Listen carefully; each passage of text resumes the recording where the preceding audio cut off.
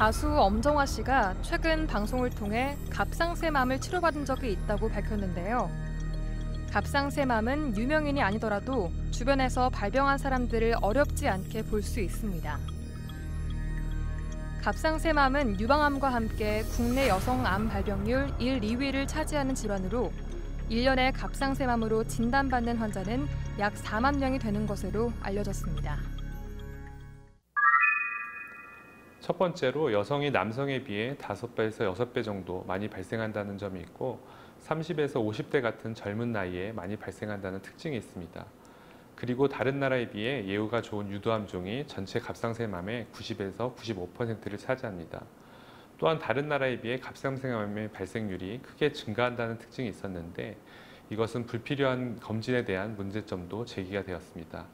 최근에는 그런 점들이 보완이 되면서 발생률은 이전보다 낮아졌습니다. 흔히 갑상샘암 하면 갑상샘암은 암도 아니다, 순환암이다 라고 상식처럼 알고 있는데요. 더불어 작은 크기의 갑상샘암은 수술 안 해도 된다, 암이 더 커지면 그때 하면 된다 등 수술을 당장 하지 말라는 의견을 가진 사람들도 많습니다. 이렇게 사람들의 말처럼 갑상샘암은 정말 착한 암인 걸까요? 중요한 질문입니다. 갑상샘암은 다른 암과 달리 예후가 매우 좋습니다. 생존율도 100% 가까이 보고될 정도로 무척 높고 천천히 자라는 경우도 많죠. 하지만 갑상샘암은 수술하지 않아도 괜찮다는 건 잘못 나온 이야기입니다. 가끔 무조건 수술을 거부하시는 분들이 있는데 이것은 위험할 수도 있습니다. 최근에 진단이 되었는데도 수술을 하지 않고 정기적 관찰도 하지 않다가 최근에 크기가 너무 커지고 경부 임파선까지 전이가 돼서 고생한 경우가 있었습니다. 또한 흔하진 않지만 수질암이나 역형성암 같은 경우는 상당히 예후가 좋지 않습니다. 갑상샘은 내분비 기관으로 갑상샘 호르몬을 생산, 저장했다가 필요할 때마다 혈액으로 내보내는 일을 하고 우리 몸의 대사 과정을 촉진해 에너지를 공급하게 됩니다. 대부분 갑상샘암은 아직 그 원인이 밝혀져 있지 않았는데요. 어린 나이에 방사선에 과량 노출된 경우, 방사선과 다발성 내분비 종양에서 발병하는 가족성 갑상샘 수질암의 경우, 유전적 요인 등이 가능한 위험 인자가 될 수 있는 것으로 알려졌습니다. 최근에는 크기가 작은 상태로 진단되는 경우가 많기 때문에 실제로 환자가 느끼는 증상은 많지 않습니다. 하지만 크기가 큰 경우에는 만져지거나 목소리 변화 등의 증상이 있을 수 있습니다.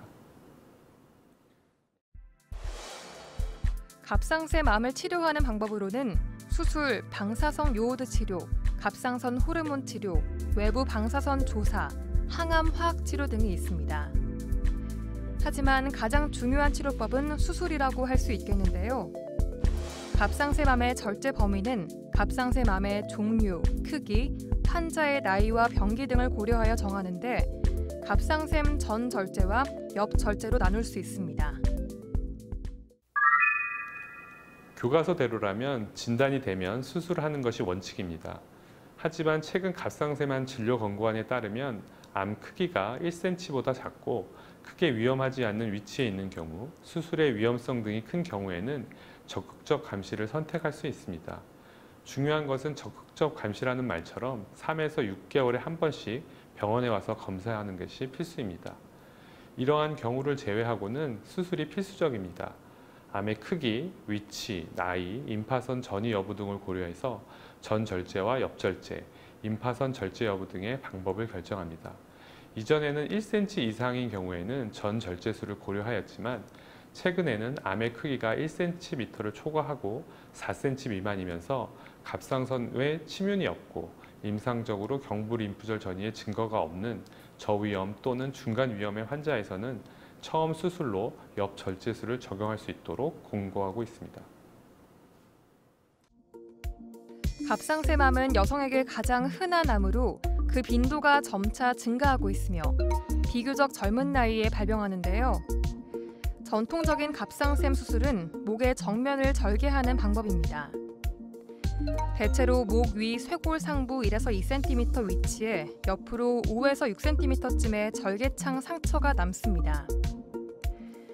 하지만 암덩이가 크거나 목 옆부분의 림프샘을 같이 수술해야 할 때는 상처가 훨씬 커질 수도 있는데요. 수술 후 남게 되는 상처가 별거 아니라고 여길 수도 있지만 갑상샘암 환자의 많은 수가 수술 흉터에 스트레스를 받는다고 이야기합니다.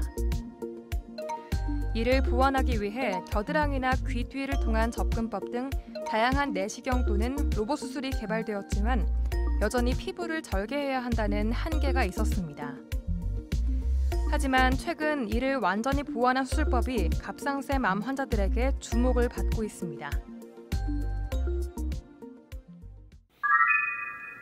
기존 갑상샘암 수술은 목 앞부분에 절개를 하거나 보이지 않는 곳에 흉터를 내 수술을 하기 위해 겨드랑이, 유방, 귀 뒷부분을 이용해 왔는데 이러한 수술 방법은 결국 피부 절개로 인한 흉터가 남는 단점이 있었습니다. 이러한 단점을 보완한 것이 구강 내시경 수술입니다. 보통 양옆의 아랫입술과 구강 내 치아 아래 턱 부분에 절개창을 내고 수술을 시행하게 됩니다. 종양의 크기가 크거나 접근이 용이하지 않는 경우에 겨드랑이에 절개창을 추가로 낼 수 있고 최근에는 감각 손실이나 수술의 용이성을 위해 턱 밑으로 절개창을 내는 혼합형 구강 내시경 수술도 시행하고 있습니다. 이러한 수술 방법은 모두 흉터가 전혀 보이지 않고 통증이 적다는 장점이 있습니다. 갑상샘 구강 내시경 수술은 앞서 설명한 대로 입술과 아랫잇몸 사이 점막에 내시경 수술 기구를 넣어 종양을 제거하게 되는데요. 갑상샘의 상태를 보다 가까이에서 직접 볼 수 있는 경부 절제술이 아니기에 시야 확보와 접근 방법이 중요합니다. 예전의 내시경 수술에 비해 들어가는 거리가 짧아 통증도 적고 중앙 임파선 접근이 쉬워 임파선 절제술도 용이하다는 장점이 있습니다. 또한 상처가 보이지 않는다는 것도 아주 큰 장점입니다. 이러한 구강 내시경 수술은 크기가 아주 크거나 진행이 너무 많이 된 경우, 갑상선염이 너무 심한 경우를 제외하고는 다 가능합니다. 수술로 갑상샘을 모두 제거했다면 우리 몸에 생리적으로 꼭 필요한 갑상샘 호르몬이 더는 생성되지 않습니다. 상황이 이렇기에 수술 후 평생 갑상선 호르몬을 먹어야 하는데요. 많은 전문가가 아침 공복에 복용하는 것을 권장하지만 아침 공복이 어렵다면 저녁 식사 2시간 이후에 섭취하는 것도 좋은 방법이겠습니다.